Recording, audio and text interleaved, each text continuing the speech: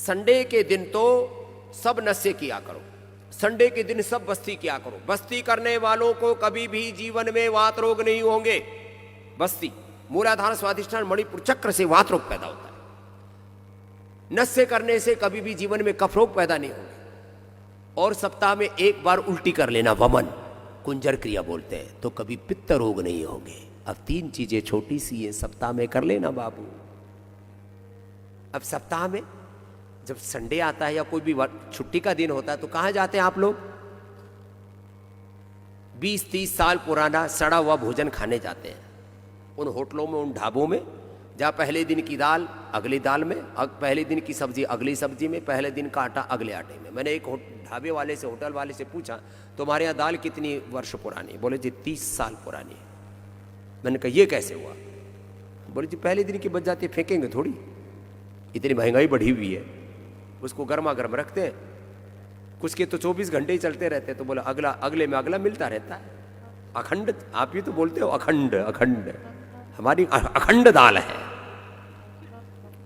अखंड दाल, अखंड सब्जी। और फिर उसमें सामने टिप टॉप होकर के आते हैं। फिर एक दिन मैं घुस गया, एक सच्ची बोल रहा हूँ, देश में विदेश में सब जगह ऐसे काम करते रहता हूँ। पीछे जाके देखा तो किसी के नाक से रीट निकल रहा है, किसी के मुंह से लार निकल रही है, किसी का पसीना टपक रहा है। बोला बड़ा स्वादिष्ट आया। ये तो स्वाद घर में आता ही नहीं था। घर में तो तेरी घरवाली साफ सुथरा रखती थी, ये तो भीतर पसीना भी टपका है, लार भी टपकी, कब भी टपका है, तो नया स्वाद तो आएगा। बड़ा स्वादिष्ट भोजन है इस होटल का।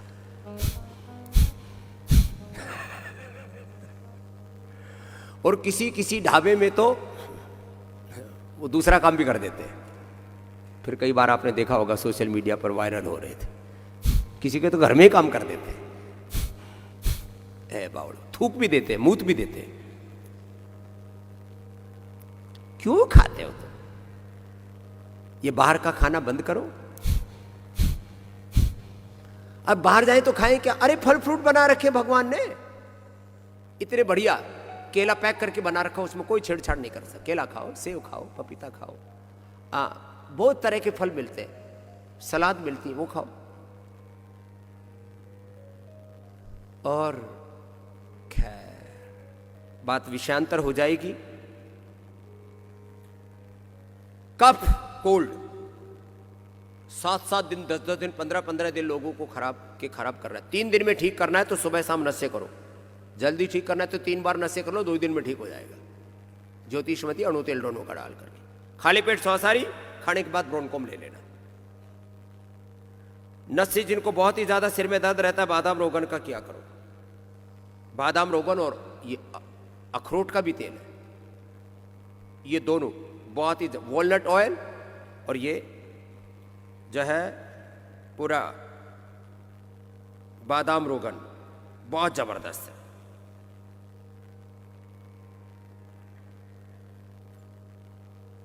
ये नस से बताया। ब्रोन को ऐसे सामान्य कफ कोल्ड थोड़ा ऐसा कभी हो जाता है तो ऐसे ही खांसी ऐसी हो जाती है, सर्दी तो कम, कफ कोल्ड वैसे नहीं होता। तो ये कंठामृत रखा करो, एक गोली मुंह में डाल ली, खांसी खुर्रा ऐसे ही खत्म हो जाता है। अब ये डालते क्या मुंह में? विक्स की गोली डालेंगे, उसमें 99.99% शुगर है, थोड़ा सा पेपरमेंट डाल रखा। इतने बावड़े हैं, अरे कुछ ठीक सी चीज खा ले, क्यों चीनी के पीछे हाथ धो के फड़ा है? ये जहर है, मत खा विक्स पिक्स। स्वासारी गोल्ड खाली पेट खाने के बाद ब्रोनकोम खा लो। कफ बहुत रोगों का बढ़ा हुआ है और डरे हुए कोरोना में क्या होगा, पहले से ही प्राणायाम करो। प्राणायाम करके अपने फेफड़े मजबूत कर लो, भस्त्रिका करके, कपालभाति करके, अनुलोम विलोम करके। वात रोगों के लिए परम औषधि है एलोवेरा और गिलोय। फिर जिसको निर्गुंडी मिल जाए, पारिजात मिल जाए, सहजना मिल जाए, तो 3 में से कोई एक भी मिल जाए तो 2 से 3 ये रस पी लो। पिडानिल गोल्ड ऑर्थोग्रिड के साथ फिर जिसकी जैसी जरूरत होती है, हड्डी अंदर तक खोखली हो गई है, ऑस्टोपेनिया ऑस्टोपोरोसिस है, अंदर से हड्डियां खराब होगी, कमजोर होगी, लाक्षादी खा लो। नस नाड़ियों में दर्द आ गया है, नाड़ीगत बात आ गया, त्रोदशांग गूगल ले लो।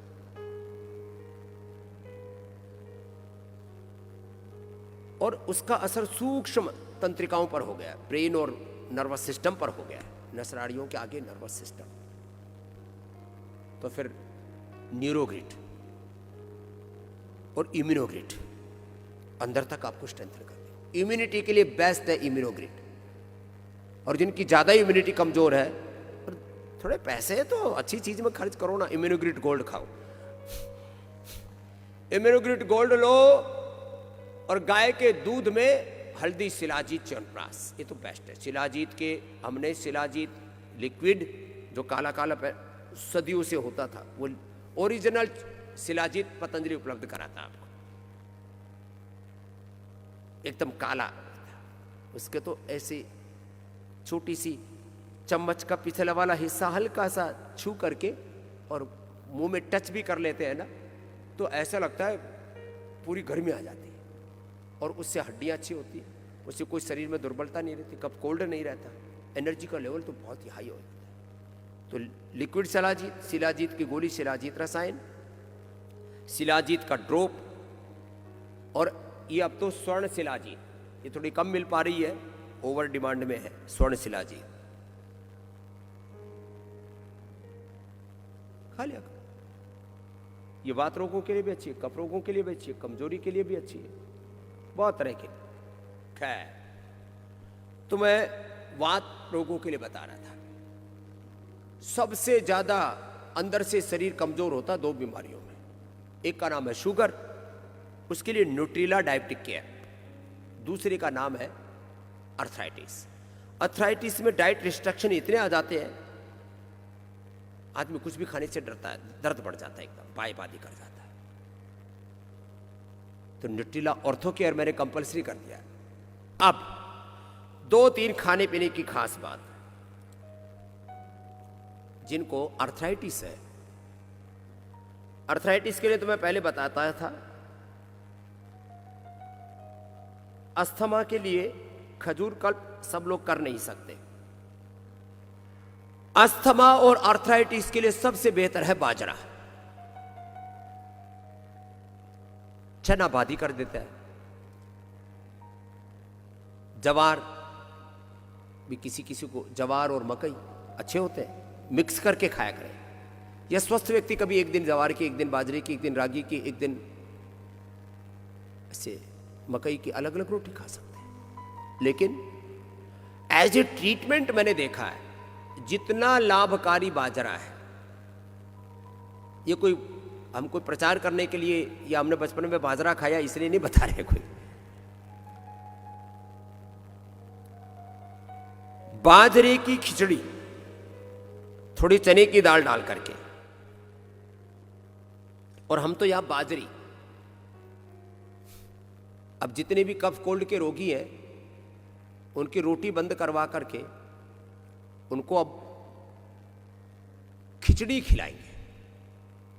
बाजरे की खिचड़ी बड़ी जबरदस्त होती है। और आजकल जो मोटा बाजरा आता है उसको तो कूट करके उसका छिलका उतारना पड़ता है, वो थोड़ा कड़वा होता है। अब उसके गुणधर्म क्या होते हैं और रिसर्च करना पड़ेगा, वो अलग बात है। और उससे उसकी सेल्फ लाइफ भी कम हो जाती है। बाजरे का आटा यदि पीस लो ना, बाजरा रखो कोई दिक्कत नहीं है, लेकिन बाजरा का आटा बनाने के बाद 5 या 7 दिन में कड़वा हो जाता है, जो भी इसका केमिकल रिएक्शन होता होगा। एक खास बात बता रहा हूं, जरा सुन लो। हमने मंगवा रखी है स्वर्ण बाजरी, बहुत जबरदस्त है। वो पाकिस्तान के बॉर्डर की तरफ जैसलमेर, जोधपुर, बीकानेर उस इलाके से मंगवाई है। और थोड़ी बहुत नहीं मंगवाई, मैंने कई ट्रक बाजरी मंगवा रखी है यहां पर रोगियों को खिलाने के लिए भी, क्योंकि अब अगले साल ही मिलेगी दिवाली के आसपास। तो मैंने स्टॉक करवा लिया है, पता नहीं कितनी 100 टन है, वो अलग बात है। और जितने भी अस्थमा के रोगी हैं वो 3 दिन तो उपवास करो। कफ, कोल्ड, अस्थमा, दमा, सोराइसिस, लंग फाइब्रोसिस को पता नहीं कई तरह के नाम धर रखे उसके,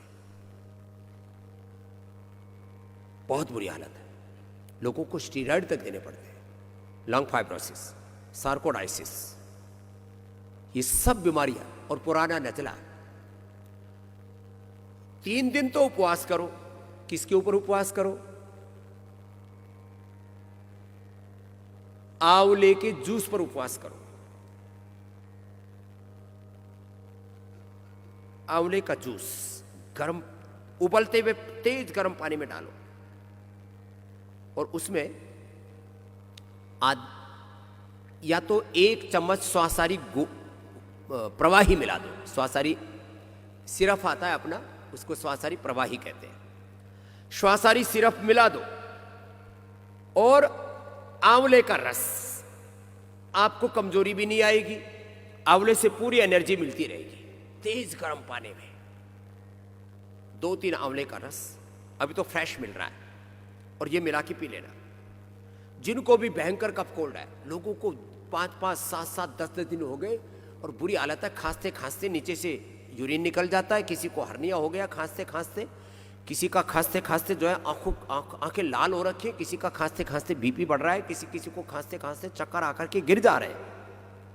ये हालत बहुत खराब, खांसी हो रही है। ये कोरोना के बाद जो पता नहीं, कोरोना सर्दी जुकाम कफ कोल्ड के वायरस को भी स्ट्रेंथन करके चला गया। ये पता नहीं, ये वायरस भी एक दूसरे के द्वारा इनमें म्यूटेशन होता रहता है, एक दूसरे से कुछ और ये ताकत लेते रहते हैं। जैसे देवताओं से देवता, राक्षसों से असुरों से असुर, साधु सन्यासियों से साधु सन्यासी। जैसे मुझसे शक्ति लिए मेरे इन बच्चों ने, ऐसे ही कोरोना के ये कुणबे के खानदान के जो बैक्टीरियल वायरल फंगल डिजीज है उनको स्ट्रेंथन करके चला गया। तो ये लिया करो, 3 दिन यही उपवास करो बस। और फिर क्या खाओ?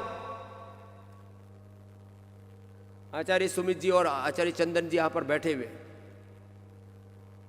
पतंजलि वेलनेस के सारे सेंटर्स में, योगग्राम निरामय में, वेदालाइफ में, मोदी नगर में, पूरे राजकोट से लेकर के दिल्ली से लेकर के पूर्व पश्चिम उत्तर दक्षिण पूरे देश में करीब 50 सेंटर चल रहे हैं पतंजलि वेलनेस के लिए। और जब सब बहुत अच्छे से सेवा दे रहे, जोरदार अभिनंदन है सब।